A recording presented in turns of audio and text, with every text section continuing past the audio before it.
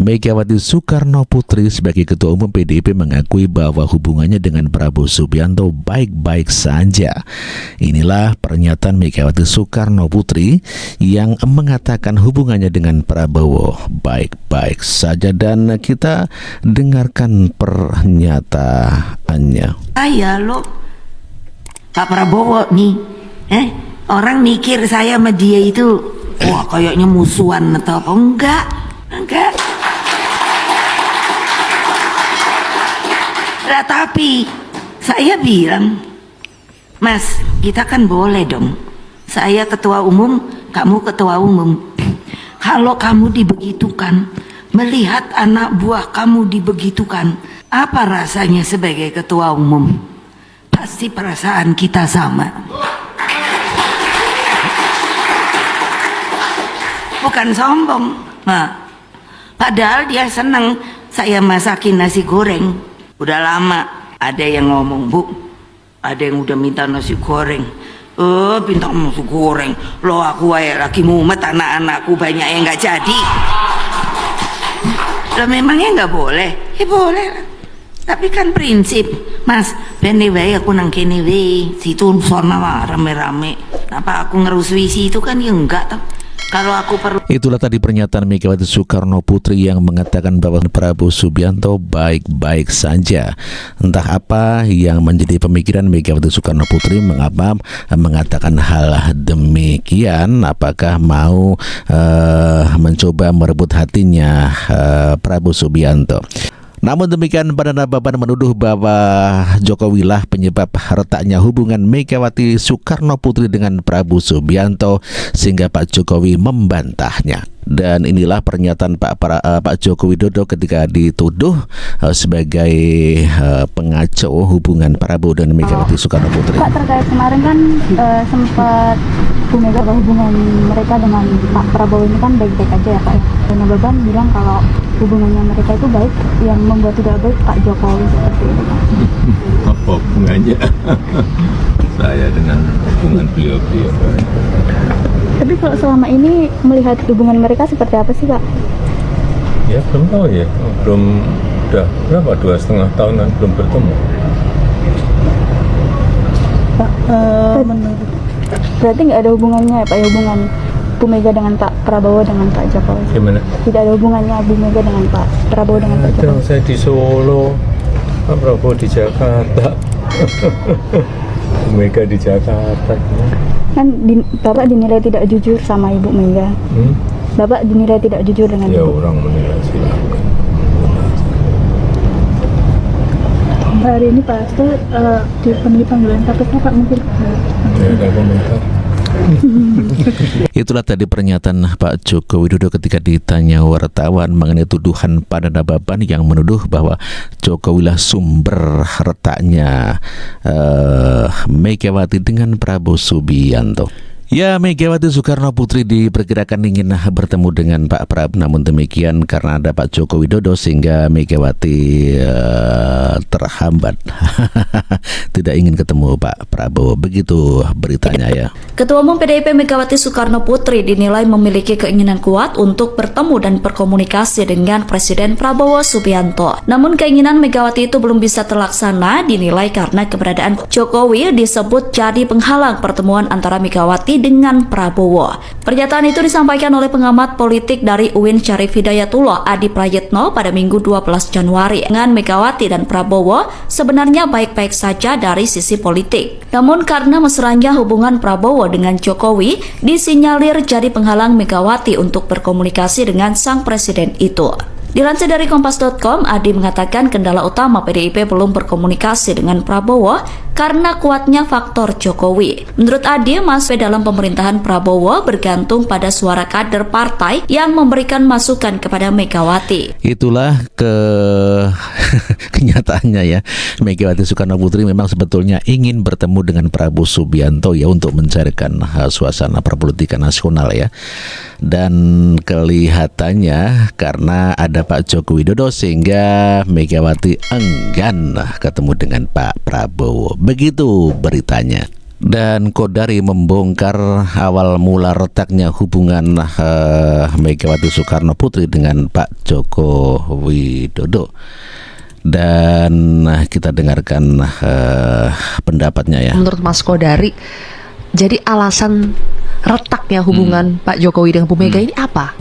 Kan ini katanya sudah akumulatif. Iya. Penyulut utama atau awalnya itu Saya karena kira apa? pilihan presiden. Ibu Mega kan memilih Mas Ganjar sebagai presiden. Kalau begitu- Sementara Pak Jokowi melihat presiden yang lebih tepat memimpin Indonesia ke depan secara kualifikasi dan yang lain-lain adalah Pak Prabowo. Meskipun gitu. Pak Jokowi adalah kadernya PDI Pak Perjuangan.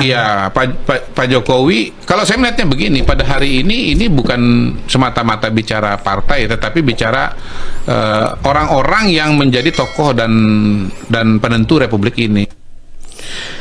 Itulah tadi pernyataan Kodari yang mengatakan awal mula perpecahannya Megawati dengan Jokowi adalah Pilpres 2024 di mana Pak Joko Widodo mendukung Prabowo, Megawati mendukung Ganjar Pranowo. Ya, dari awal Pak Joko Widodo ingin memasangkan Prabowo dengan Ganjar di Pilpres 2024. Pak Jokowi tidak setuju Gibran maju menjadi cawapres Prabowo Subianto. Namun demikian Megawati menolak apabila dijodohkannya antara Pak Prabowo dengan Ganjar. Jujur ya, pertama, Mas Gibran ini bukan pilihan utama untuk menjadi wapres. Aku buka aja deh. Pertama sebenarnya idealnya itu dulu adalah ada sebuah pemikiran untuk bagaimana menggabungkan antara Pak Prabowo dan Pak Ganjar ya? Ganjar. Oh ya, itu maunya presiden. Itu keinginan Itu presiden. ide besar untuk bangsa Ya, supaya tidak ada kampret cebong, ya, betul. supaya dua-duanya matang gitu loh. Itu ide besarnya. Pemilunya juga tidak perlu menghabiskan banyak duit. Betul. Gesekan di bawah juga tidak terlalu besar. Itu ide ideal, gagasan ideal. Kemudian ini berjalan. Awalnya ada connect. Begitu waktu berjalan, survei Pak Prabowo, waktu itu kan Pak Ganjar surveinya tinggi. Tinggi. Waktu itu komitmennya adalah siapa yang punya survei lebih tinggi, itu yang menjadi capres. Surveinya di bawah, yang di bawah ya cawapres. Awalnya ide itu cukup bagus untuk kemudian menjadi bahan diskusi renungan gitu loh. Tapi belum ada satu titik kesepakatan. Tapi biarlah bola itu bergulir gitu loh. Waktu berjalan ternyata surveinya kawan dua-dua ini bagus, baik Pak Ganjar maupun Pak Prabowo. Dan ketika surveinya cuma beda 3-4% di margin error, nggak ada yang mau ngalah siapa nomor 1 siapa nomor 2. Akhirnya ide itu batal. Ya. Pak Jokowi nggak bisa memutuskan. Ya, nggak bisa maksudnya siapa yang jadi capres dan siapa cawapres. Beliau kan hanya menyampaikan ide. Ya. Bahwa presiden itu hanya menyampaikan ide untuk kebaikan bangsa. Itu ide pertama. Begitu selesai, Tidak ada yang mau ngalah. nggak ada yang mau ngalah, maka muncullah opsi kedua. Waktu itu saya dorong abang saya, Mas Erik. Jadi Pak Presiden pun waktu awalnya itu mendorong Pak Erik sebagai salah satu cawapres. Ya. Ya. Bukan satu-satunya ya, sebagai salah satu cawapres. Termasuk Sandi segala macam. Iya. Tapi waktu itu kan kemudian kan telah terafiliasi dengan Pak Prabowo. Ya. Dan Bang Eri waktu itu punya kesempatan yang cukup besar. Melalui PAN. Berlipat. Tapi sekali lagi, proposalnya Pak Prabowo itu beda. Pak Prabowo itu meminta kepada Pak Presiden untuk Mas Gibran yang menjadi wakilnya. Pak Prabowo ada masalah dengan Erik.